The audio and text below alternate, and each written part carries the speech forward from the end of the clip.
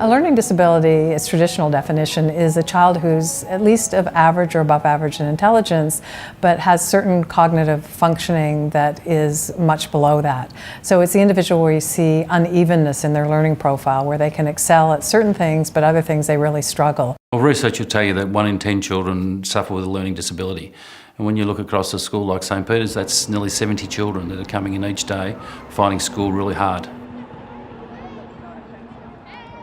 Elaine and I came out from the UK in 2001. We were supposed to stay for 2 years, and 14 years later we're still here. So Andrew came along in 2003, Jess followed in 2006, and we're very happy Australian citizens living in Melbourne. We've got 4 kids. It's we got a girl and 3 boys. It's Sophie's, she's 10, and then we've got Sam, Josh and Noah. It's a bit hectic sometimes. Some weeks are more hectic than others. You know, somehow we manage to make it all work. We first suspected Jessica had an issue when she was at preschool, and it really highlighted itself when she started in prep. It was very obvious she was not keeping up with everybody else. In addition to having trouble at school and reading, Jess would struggle just with general conversations in the family as to understanding what we were talking about. We used to have to drill down every aspect of the conversation. So you'd say, today we're going to the park and we maybe using a particular play equipment. She would ask what that play equipment and why would we be doing that. You'd have to explain every concept in the conversation. She was just so confused. She just had this cloud. It felt like her head was stuck in a cloud and she couldn't get out. She couldn't see. It was so frustrating for her. Everything was just harder for Sam. You know, whatever he learned that day would be gone by the next day. And he would say, Mum, I don't understand anything. And he said, and I keep seeing all these letters and things in my head and they're just all jumbled around. Or he would say, you know, I can learn this, Mum, but then I forget it all.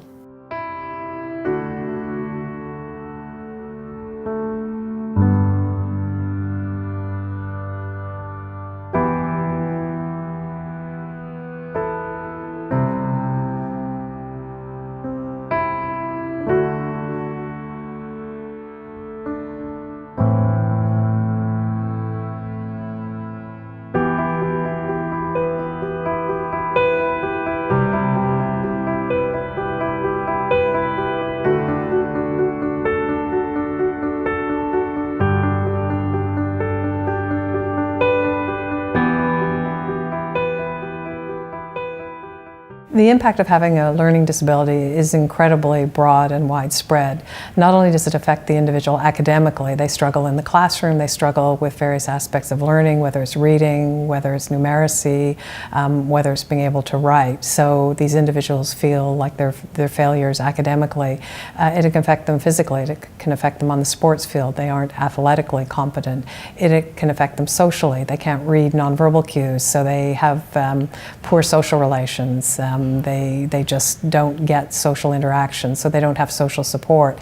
It can affect their mental health. They have higher incidence of depression, anxiety disorder. A lot of those children, they're very much aware of where they are in context of their class. So I've seen examples where it's had significant effect on their self-esteem to the point where they withdraw from school. They're early school leavers. They're children who won't really engage in education post-secondary school, and some even post-primary school.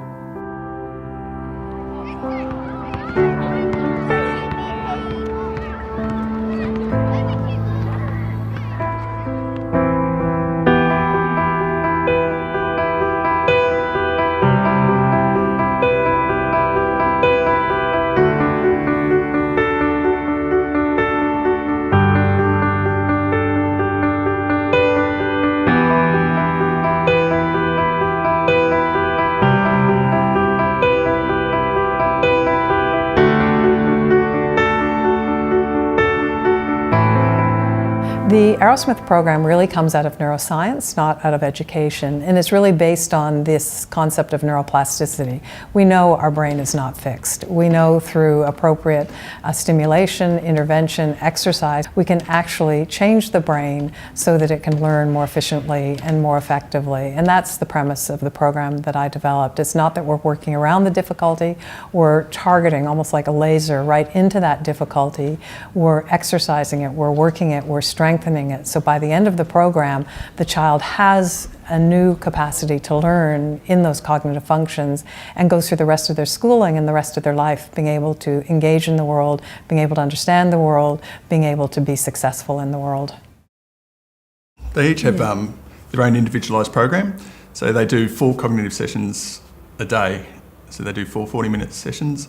Their days are very intensive, aren't they? It's And very busy. When they're in doing the cognitive exercise, it's very intensive. The goals are set for them for every single period of the day, and they know what their goals are from the youngest to the oldest in the classroom, and they work really hard to achieve those goals.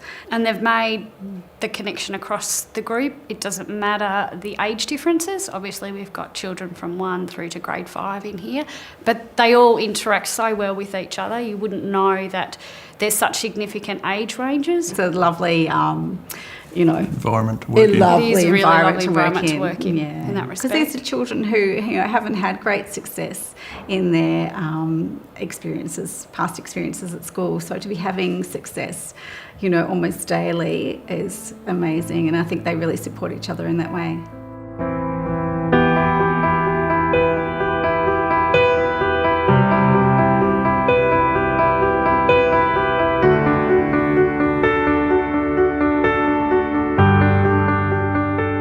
Like most things, there's a finance figure around it. The program is 1 teacher to 10 children, which is really a third of what the normal mainstream school is funded at.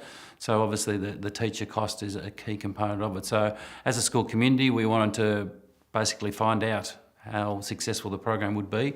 The best way to do that was within the context of a pilot. We also set ourselves up to be a blueprint for other schools. I think obviously the number of children who are affected, who have that learning disability, as I said earlier, 1 in 10, we can't cater for all of those. If we can show a model how other schools can implement the program, it will reach more children, and that's ultimately the aim. We're not setting it up just for the children of the Holy Trinity Parish, but we're setting up something that we can support other school communities.